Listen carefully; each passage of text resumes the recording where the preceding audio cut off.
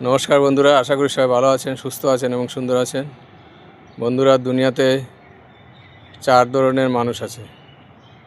এক ধরনের মানুষ আছে যারা নিজের ভুল থেকে শেখে, নিজে ভুল করে এবং সেই ভুল থেকে শিক্ষা নিয়ে এগিয়ে যায়।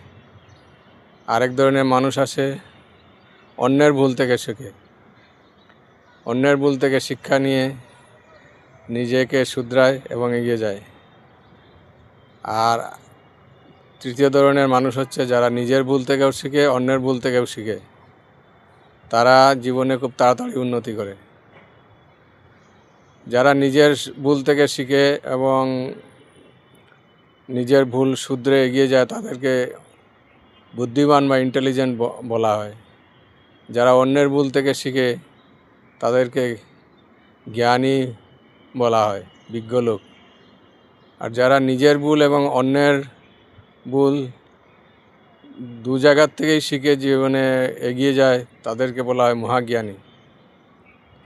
আর যারা না নিজের ভুল থেকে শিখে না অন্যের ভুল থেকে শিখে তাদেরকে বলা হয় অজ্ঞানী। আর চলতি বাংলায় যাদেরকে বলা হয় গাধা লোক। তো আমরা কেউই গাধা হতে চাই না।